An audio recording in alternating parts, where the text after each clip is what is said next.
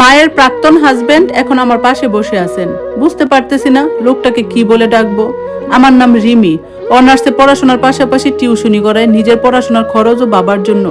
প্রতিদিনের মতো আজকেও টিউশনি করাতে চলে আসলাম। আমি যাকে পড়াই তার নাম শাফিন, ক্লাস 7-এ পড়ে। তাকে আমি 5 মাস ধরে পড়াচ্ছি। এই টিউশনিটা পেয়েছিলাম 5 মাস আগে, যখন আমি টিউশনি খুঁজতেছিলাম। তখন একটা ফোন কলের মাধ্যমে টিউশনিটা পাই। একজন ভদ্রলোক সন্ধ্যায় ফোন দিয়ে বলল, আপনি কি রিমি? আমি বললাম, হ্যাঁ আমি রিমি। তখন উনি বলল, আমার ছেলের জন্য একজন টিউটর প্রয়োজন, আপনি কি পড়াতে পারবেন? আমি বললাম, হ্যাঁ পারবো, তবে আপনার বাসা কোথায়? লোকটি তখন ঠিকানাটা বলল, বলে ফোনটা কেটে দিল। আমি তখন ভেবে দেখলাম আমার বাসা থেকে 40 টাকা রিক্সা ভাড়া লাগবে যেতে, আসা যাওয়ায় 80 টাকা খরচ হয়ে যাবে। হঠাৎ লোকটি আবার ফোন দিয়ে বলল, যদি পড়ান তবে টাকা নিয়ে সমস্যা হবে না, আপনাকে প্রতি মাসে 15,000 টাকা দিব যাতায়াত ভাড়া সহ। আমি তার কথা শুনে অবাক হয়ে গেলাম। ক্লাস 7-এর স্টুডেন্টকে পড়ানোর জন্য 15,000 টাকা দিবে? আমি রাজি হয়ে গেলাম সাথে সাথে। তিনি আমাকে ঠিকানা টেক্সট করে পাঠিয়ে দিয়ে বলল, এবং তার স্ত্রী ছেলের বাসায় থাকবে, কালকে আমাকে যেতে বলল। আমি আর কিছু না ভেবে পরদিন সকালে মা এবং অসুস্থ বাবাকে বলে বেরিয়ে পড়লাম সেই বাসায় যাওয়ার জন্য। ফ্ল্যাটের সামনে গিয়ে বেল বাজাতে একজন ভদ্র মহিলা দরজা খুলে দিয়ে হাসি মুখে বলল, তুমি রিমি তাই তো? জি আন্টি, আমি রিমি। আমাকে আর কিছু বলার সুযোগ না দিয়েই তিনি বললেন, আমি শুনেছি তোমার কথা, ভেতরে এসে বসো আগে। আমি ভেতরে ড্রয়িং রুমে গিয়ে বসলাম। তখন আন্টি শাফিনকে ডাক দিল। তখন একটা ছেলে আসলো। আন্টি তখন বলল, উনি তোমার ম্যাডাম, এখন থেকে তোমাকে উনি পড়াবে। ছেলেটি আমাকে সালাম দিল, আসসালামু আলাইকুম আপু, আমার নাম শাফিন খান। আমি তখন হাসি মুখে বললাম, খুব সুন্দর নাম, বসো এখানে। আমি ছেলেটির দিকে তাকিয়ে বললাম, তোমার সাথে আমার কিন্তু অনেক মিল আছে, দেখো তোমার ডান চোখের তিল আছে, আমার ডান চোখের নিচের দিকে তিল আছে, চেহারায় অনেকটা মিল আছে। আমার কথা শুনে শাফিন আর আন্টি হেসে উঠলো। তারপর নাস্তা খেয়ে চলে আসি কালকে থেকে পড়াবো বলে। পরের দিন থেকে পড়ানো শুরু করি। আন্টি প্রতিদিন আমাকে না খেয়ে আসতে দেন না, এবং মাস শেষ হওয়ার আগেই বেতন দিয়ে দেন। তার সাথে বেশি কিছু টাকা দিয়ে দেয়, আমি না করি তারপরও দেয়। তবে শাফিনের বাবা মানে আঙ্কেলকে দেখতাম না। আমি যখন পড়াতে আসি তখন তিনি অফিসে থাকেন, তাই হয়তো দেখা হয় না। 3 মাস পরে একদিন দেখা হয়েছিল। তাকে দেখে আমি অবাক হয়ে গিয়েছিলাম। তার চোখের নিচে আমার মতো তিল, দেখতো আমার মতো। তিনি আমাকে হাসি মুখে বললেন, কেমন আছো মা? তোমার সাথে বেশি দেখা হয় না, ব্যস্ত থাকি তো। আমি ভালো আছি আঙ্কেল, আপনি কেমন আছেন? উনি বললেন, আমিও ভালো আছি মা। ওনার সাথে আমার টুকটাক কথা হচ্ছিল। ওনার সাথে কথা বলার সময় কেমন জানি মনে হয় উনি আমার আপন কেউ। তার সাথে 3 মাস পর কথা হওয়ার পরে আবার 2 মাস পর তার সাথে দেখা হলো। শাফিনকে পড়ানো শেষে যখন আমি চলে যাব, তখন আঙ্কেল আমাকে ডাক দিয়ে বললেন, আজকে তোমাকে আমি নামিয়ে দিয়ে আসি, বাইরে বৃষ্টি হচ্ছে, একা যেতে পারবে না। তারপর আমি তার গাড়িতে যে পেছনে বসি, কিন্তু তিনি আমাকে ডাক দিয়ে নিয়ে তার পাশে বসালেন। আমিও হাসি মুখে তার পাশে বসলাম। তিনি গাড়ি চালাতে চালাতে বলল, তোমার বাবা এখন কেমন আছেন? আমি বললাম, মোটামুটি এখন সুস্থ। আর সুইটি কেমন আছে? তিনি তাড়াতাড়ি কথা পাল্টিয়ে বললেন, না মানে তোমার মা কেমন আছেন? তার কথা শুনে আমার বুকের হার্টবিট বেড়ে গেল। আমি তো কোনোদিন তাদের কাছে আমার মায়ের নাম বলি নাই, তাহলে উনি জানলেন কিভাবে? আমি তাকে প্রশ্ন করলাম, আপনি আমার মায়ের নাম জানলেন কিভাবে? উনি তুতলাতে তুতলাতে বলল, না মানে এমনি মনে হলো তাই বললাম।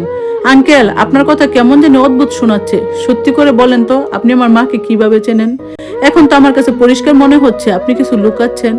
উনি আমার কথা শুনে কেমন যেন চুপ হয়ে গেলেন। বৃষ্টির মধ্যে তিনি গাড়িটা এক সাইডে নিয়ে থামিয়ে দিয়ে বাহিরের দিকে তাকিয়ে বললেন, মা তুমি বুদ্ধিমতী মেয়ে, তোমার কাছে কোনো কিছু লুকাবো না। সুইটি মানে তোমার মা আমার প্রাক্তন স্ত্রী। তার কথা শুনে আমার মাথায় যেন আকাশ ভেঙে পড়লো। আমি অবাক হয়ে একটু রাগী ভাব করলাম। কি বলছেন আপনি আবল তাবল? আমার মা কেন আপনার প্রাক্তন স্ত্রী হতে যাবে? উনি বাইরে তাকিয়ে বললেন, এটা সত্যি, আমাদের বিয়ের খবর গুটি কয়েক লোক ছাড়া কেউ জানে না। তোমার মায়ের ঘাড়ের একটা ছোট্ট জন্মদাগ আছে, বিশ্বাস না হলে তোমার মাকে জিজ্ঞেস করতে পারো। আমি তার কথা শুনে আরো অবাক হয়ে গেলাম। আসলেই মায়ের ঘাড়ের কাছে একটা ছোট্ট দাগ আছে, এটা তো অপরিচিত বা বাহিরের লোক জানার কথা না। আমি তাকে কি বলবো বুঝতেছি না, শুধু চোখ দিয়ে পানি পড়তেছে। উনি আমাকে আর একটা কথাও বললেন না, আমিও আর তাকে কিছু বললাম না, শুধু আমার চোখ দিয়ে পানি পড়তেছে। আমার বাসার সামনে এসে গাড়ি থামালেন। আমি তার দিকে না তাকিয়ে সোজা নেমে দৌড়ে বাসায় ঢুকে দরজা আটকে দিলাম। আমার প্রচুর কান্না পাচ্ছে। আমার মা কোনোদিন এই কথা বলেনি। আমি কি মাকে এই বিষয়ে জিজ্ঞেস করব? বন্ধ দরজার উপাশে মায়ের উদ্বিগ্ন কণ্ঠ ভেসে আসছে, রিমি কি হয়েছে রে মা, দরজা খুল। কিন্তু আমার ভেতরে তখন জ্বর বইছে, চোখের জলে ঝাপসা হয়ে আসছে সব। বাবার অসুস্থতা, সংসার চালানোর সংগ্রাম, আর এতদিন ধরে যাকে শুধু একজন সদয় অভিভাবক ভেবে এসেছি, তার সাথে আমার চেহারার ওই অদ্ভুত মিল, চোখের নিচে তিল, সবকিছু যেন একটা জটিল সমীকরণের মধ্যে একে একে মিলতে শুরু করছে। বুকের ভেতরটা অজানা এক ভয়ে কেঁপে উঠছে। যে গোপন সত্যি মা এতদিন সবার আড়ালে রেখেছিল, তা কি তবে সামনে আসবে? দরজার ওপাশ থেকে মায়ের ডাকাডাকি তখনও থামেনি। রিমি, কি হয়েছে তোর? দরজাটা খুল মা, আমার ভয় করছে। মায়ের গলায় স্পষ্ট উদ্বেগ। আমি চোখের পানি মুছে নিজেকে স্বাভাবিক শ্বাস প্রশ্বাস ফিরিয়ে আনার চেষ্টা করলাম। দরজার সিটকিনিটা খুলে দিতে মা ভেতরে ঢুকলেন। আমার ভেজা মুখ আর উস্কো শুকনো চুল দেখে মায়ের কপালে দুশ্চিন্তার ভাঁজ আরো গভীর হলো। কি হয়েছে রিমি, শরীর খারাপ লাগছে? ওদিকে ঘরে তোর বাবা মাত্র ঘুমালো, বাইরে তো প্রচুর বৃষ্টি হচ্ছিল, ভিজিসনি তো? আমি মায়ের দিকে তাকালাম। এই মানুষটা সারা জীবন কত কষ্ট করে আমাদের আগলে রেখেছে। অসুস্থ বাবাকে সামলানো, সংসারের অভাব অনটন সবকিছুর মাঝেও মুখ বুজে সব সহ্য করেছে। মায়ের ঘাড়ের দিকে আমার নজর গেল। সুতির শাড়ির আঁচলের ফাঁক দিয়ে সেই চেনা জন্মদাগটা স্পষ্ট দেখা যাচ্ছে। শাহেদ আঙ্কেলের কথাগুলো আবার মাথার ভেতর ঘুরপাক খেতে লাগলো। আমি গলা খাকড়ানি দিয়ে নিজেকে একটু সামলে নিয়ে বললাম, না মা, কিচ্ছু হয়নি।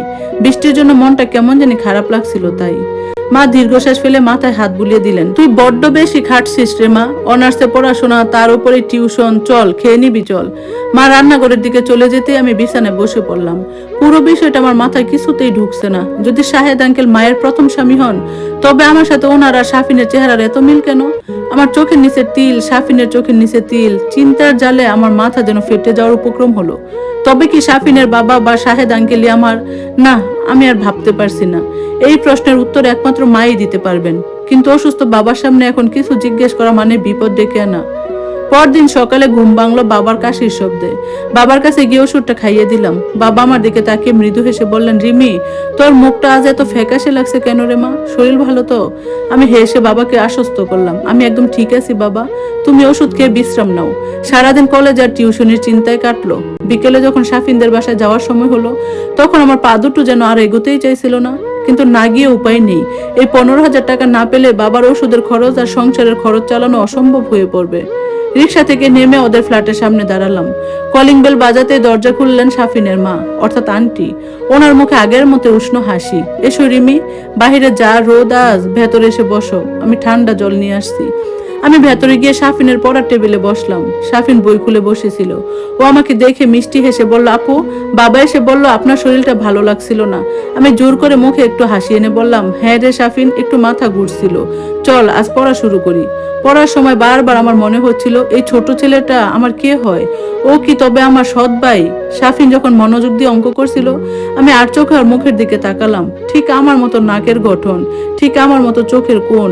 নিজের অজান্তে বুক থেকে একটা দীর্ঘশ্বাস বেরিয়ে এলো। পড়ানো শেষ করে যখন বের হব, তখন আন্টি ডাইনিং টেবিল থেকে আমাকে ডাকলেন, রিমি, একটু শুনে যাও মা, তোমার আঙ্কেল আজ অফিস থেকে জলদি ফিরবেন বলেছেন। উনি বললেন তোমাকে নিয়ে কিছু জরুরি কথা আছে। কথাটা শুনে আমার বুকটা ধক করে উঠলো। শাহেদ আঙ্কেল আমার সাথে আবার কথা বলতে চান? আমি আর কোনো নাটকীয়তার মুখোমুখি হতে চাই না। আমি হাত জোর করে বললাম, আন্টি, আজ আমার একটু তাড়া আছে, বাড়িতে বাবার শরীরটা ভালো না, আমাকে এখনই যেতে হবে। আন্টি আমার ব্যস্ততা দেখে আর চাপাচাপি করলেন না। ঠিক আছে মা, তবে কাল একটু সময় নিয়ে এসো। বাসায় ফেরার পথে পুরো রাস্তা আমি শুধু একটাই কথা ভাবছিলাম, আজ আমাকে মায়ের মুখোমুখি হতেই হবে। সত্যটা জানার অধিকার আমার আছে। এই লুকোচুরি আর সহ্য হচ্ছে না। সন্ধ্যায় বাবা যখন ঘুমিয়ে পড়লেন, তখন মা রান্নাঘরে রাতের খাবার তৈরি করছিলেন। আমি রান্নাঘরে গিয়ে মায়ের পাশে দাঁড়ালাম। মা শাক কাটছিলেন। মা, তোমার সাথে আমার একটা দরকারি কথা আছে। মা কাজ থামিয়ে আমার দিকে তাকালেন। বল মা, কি কথা? আমি একটু চুপ করে থেকে সরাসরি মায়ের চোখের দিকে তাকিয়ে শান্ত গলায় বললাম, শাহেদ খান কে মা? কথাটা শোনা মাত্রই মায়ের বটিটা থমকে গেল। মায়ের হাত দুটো কেঁপে উঠলো স্পষ্ট। ফর্সা মুখটা মুহূর্তের মধ্যে রক্ত শূন্য হয়ে সাদা হয়ে গেল। মা যেন নিজের কানকে বিশ্বাস করতে পারছিলেন না। তুই এই নাম কোথায় পেলি রিমি? মায়ের গলা দিয়ে হেডফোনে আসা বিকৃত আওয়াজের মতো অস্পষ্ট শব্দ বের হলো। আমি মায়ের হাত দুটো শক্ত করে ধরে বললাম, আমি যার ছেলেকে পড়াচ্ছি সে আর কেউ নয় মা, শাহেদ খান। উনি কাল আমাকে সব বলেছেন। উনি বলেছেন তুমি ওনার প্রাক্তন স্ত্রী। এবার তুমি বলো মা, এটা কি সত্যি কিনা? আর উনি যদি তোমার প্রাক্তন স্বামী হয়, তবে ওনার সাথে আমার চেহারার এত মিল কেন? আমার আসল পরিচয় কি মা? আমার প্রশ্নের মুখে মা নিজেকে ধরে রাখতে পারলেন না। পাশে থাকা কাঠের পিঁড়িটার উপর বসে পড়ে দু হাতে মুখ ঢেকে কেঁদে উঠলেন।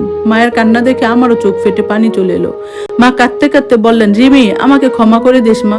আমি বাধ্য হয়েছিলাম এই সত্যিটা তোর থেকে লুকিয়ে রাখতে। কিন্তু ভাগ্য যে তোকে আবার ওনার সামনে এনে দাঁড় করাবে, আমি তার স্বপ্নেও ভাবিনি। মায়ের কথা শুনে আমার বুকের ভেতরে কম্পন আরো বেড়ে গেল। অন্ধকার এক সত্যের দরজায় আমি যেন দাঁড়িয়ে আছি, যা খুললে হয়তো আমার গোটা জীবনটাই বদলে যাবে। ধন্যবাদ সবাইকে এতক্ষণ গল্পটা শোনার জন্য। কেমন লাগলো গল্পটা কমেন্টস করে জানাবেন। আর ইনশাল্লাহ খুব দ্রুত বাকি অংশ শেয়ার করবো। আজকের মতো আল্লাহ হাফেজ।